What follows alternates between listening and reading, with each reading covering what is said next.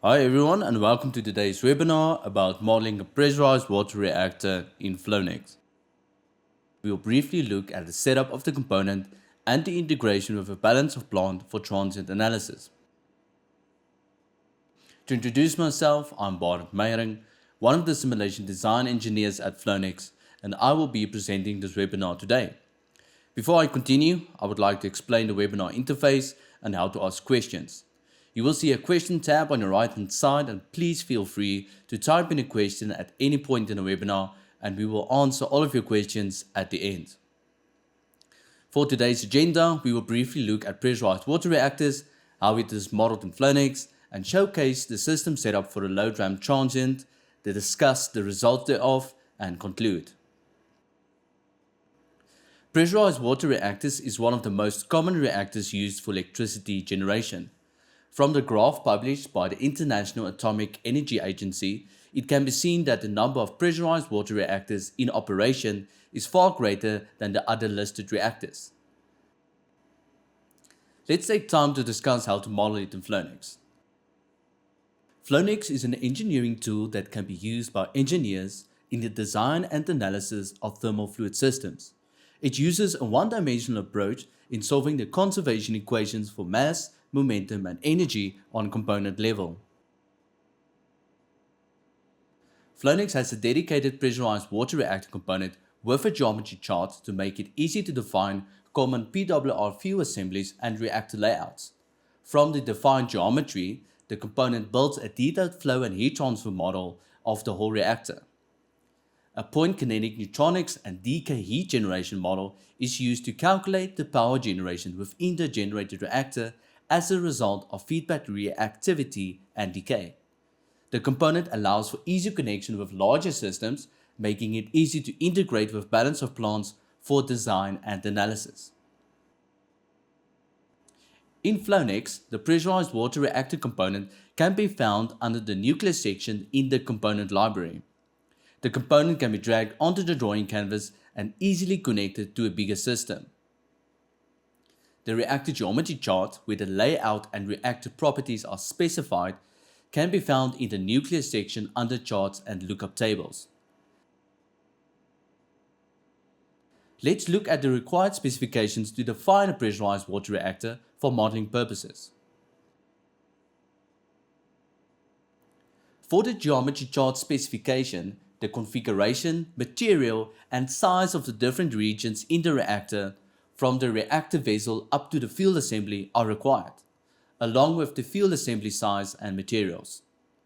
For the point kinetics model, the nominal power, neutron precursors, decay heat coefficients, reactivity feedback coefficients, xenon reactivity and adsorption, the control rod reactivity profile, and power distribution are required for modeling purposes.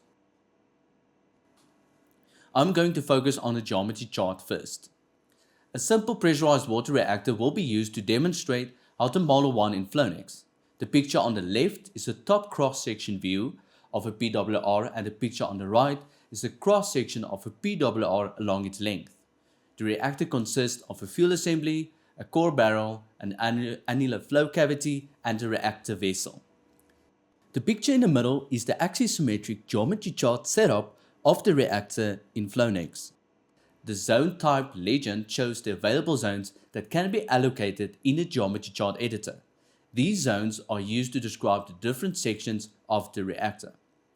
It is very important to note that in Flownex, the geometry of the reactor is assumed to be actually symmetric, and thus the reactor is approximated by a number of homogeneous annuli. First up, the fuel assembly of the reactor, the first annulus, will be presented as a pressurized water reactor zone. This zone is modeled as solid volumes with heat generation and conduction, connected with flow regions through convection. The core barrel and reactor vessel, the third and fifth annuli, will be presented as solid zones.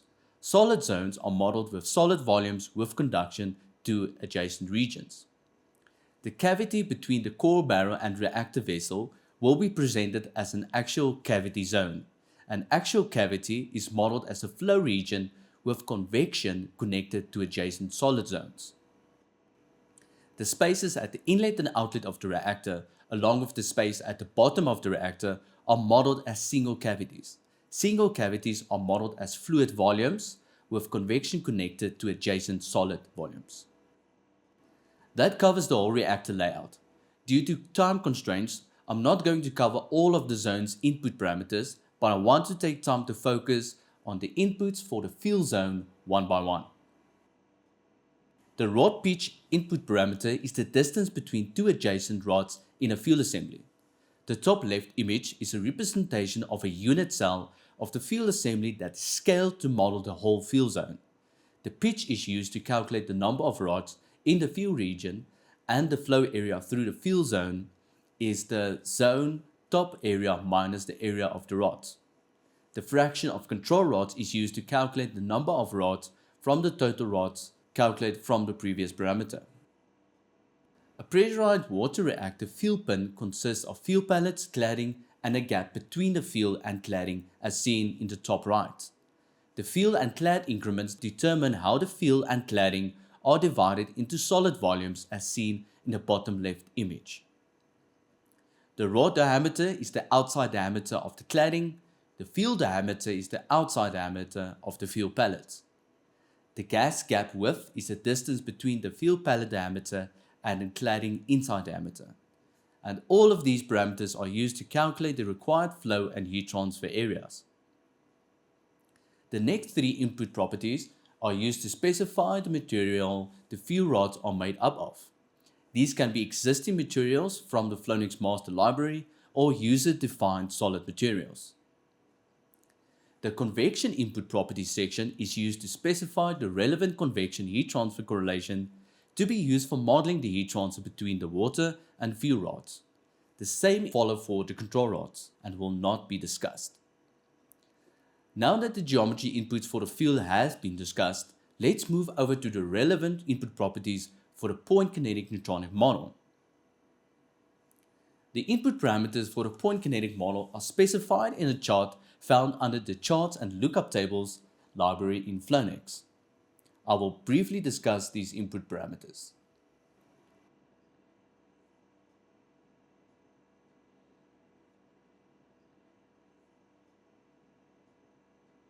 The first tab is where you specify the nominal power, the neutron precursor constants, and the decay heat parameters.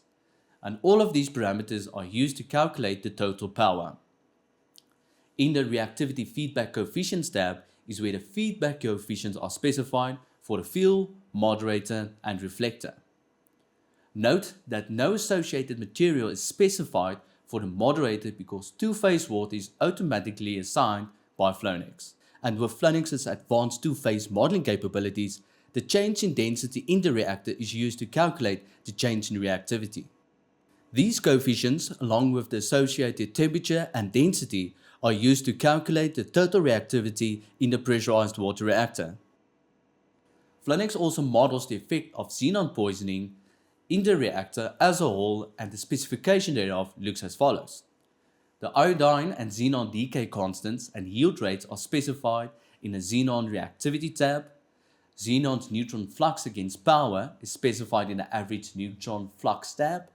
Xenon's absorption cross-section against temperature and power is specified in the absorption cross-section tab. The xenon reactivity as a function of temperature and concentration is specified in the reactivity slope tab. And all of these parameters are used to calculate xenon's contribution to the total reactivity in the reactor. The change in control rod reactivity as a function of control rod insertion depth is specified in the control rod model tab. This denotes to the control rod reactivity contribution to the total reactivity. The power distribution profile in the reactor is specified in the power distribution tab. This is used to calculate the allocation of heat generation within the reactor. A uniform power distribution can be selected, or a custom power distribution can be defined. When the pressurized water reactor geometry and point kinetic charts are defined, a reactor network can be generated and coupled with a balance of plant model. On a pressurized water reactor component, the created geometry and point kinetic charts are assigned. and a reactor network is generated from the context menu. Here is the axisymmetric generated flow and heat transfer model of the reactor defined in the geometry chart. Flow enters at the top right of the model and flows to the bottom of the reactor where it enters the fuel zone. The fuel zone consists of fuel rods and control rods that are modeled with solid volumes and conduction elements. The generated heat from the nuclear reaction is assigned to the solid volumes on the fuel side of the fuel zone. After the water has passed through the fuel zone, it exits at the top of the reactor. The core barrel and reactor vessel surrounding the flow path and the fuel zone are modeled with solid volumes and conduction elements. The flow and solid volumes are connected via convection with the use of convection elements. This detailed flow and heat transfer model of the pressurized water reactor can now be integrated with a balance of plant model. The balance of plant model for this webinar example is as follows. The primary loop consists of the pressurized water reactor, a pressurizer, a steam generator, and a circulator, where the secondary loop consists of turbines, pumps, a condenser, a deaerator, feed water heaters, and control valves. Flownex houses a comprehensive library of common components used in the industry, such as tanks, pumps, turbines, compressors, and valves, with the capability of adding operating charge for these components. For modeling steam generators, Flownex has built-in two-phase pressure drop correlations, along with heat transfer correlations for each regime on a boiling curve from subcooled up to film boiling. Additionally, a comprehensive PID controller library is shipped with Flownex to aid in building and testing control systems, along with investigating the dynamic response of such an integrated system. The control philosophy for this webinar example is set up as follows. On the primary loop side, the control rods are used to control the reactor power. The pressurized spray flow control valve is used to control the pressure in the pressurizer. The circulator is used to control the steam generator's outlet pressure on the steam side. And on the secondary loop, the feed water pump is used to control the level in the steam generator, and the turbine control valve is used to control the turbine power generation. Here is the dedicated control page that shows all the controllers for the model. I have prepared a load ramp transient simulation to demonstrate the integrated system model for this webinar. The load ramp transient was configured using an action in Flownex. As seen, at 60 seconds, the generated turbine power will be reduced from 350 MW to 300 MW by changing the set point on the PID controller adjusting the turbine control valve. Let's start the transient simulation.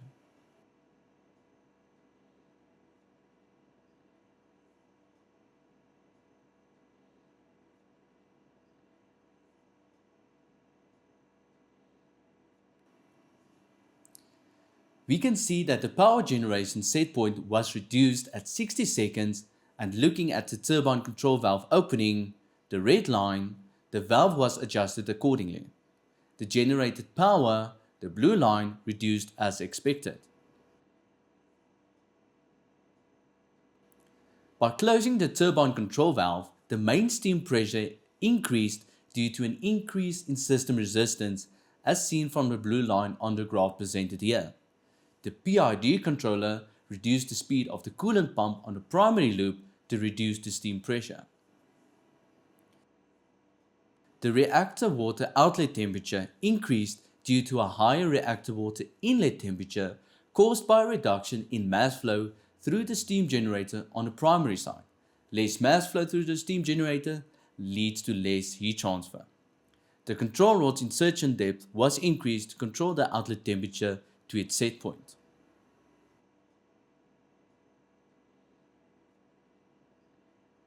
A reduction in mass flow on the primary loop side leads to a reduction in steam production in the steam generator. The feed water pump speed was reduced to increase the steam generator outlet quality.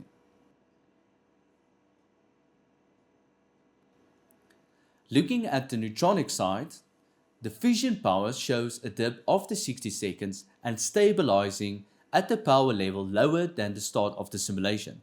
This reduction resulted from increasing the insertion depth of the control rods.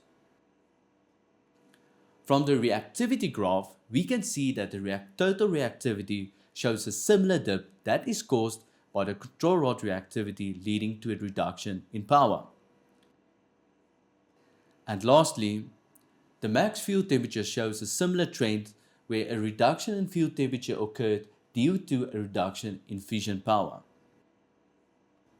And that concludes the transient load ramp simulation of a PWR and balance of plant model in Flownex. Please feel free to post any questions in the question tab as I summarize this webinar. Firstly, Flownex has a dedicated pressurized water reactor component with accompanying geometry and point kinetics charts, making it easy to define common PWR reactors and fuel assemblies in Flownex. The PWR component generates a detailed flow and heat transfer model that includes heat generation, conduction and convection heat transfer, and pressure drop models with two-phase scaling factors. Additionally, a point kinetics neutronics model couples with the detailed model to calculate the heat generation as a function of temperature-dependent feedback reactivity and control rod influence. This detailed model can then be connected to a balance of plant system as demonstrated in this webinar for investigating different design configurations and dynamic response. Go over to the Flownex website and request a demo under the Contact Us section if you are interested to learn more about how Flownex can fit your modeling needs. Alternatively, you can reach out to us by sending us an email to enquire@flownex.com. And this brings me to the end of this webinar. Thank you for joining, and I hope this has given you a better overview of how the new pressurized water reactor component is used in Flownex. We still have some time left over, so we will now answer questions about the webinar. Please use the question tab to ask any questions you might have.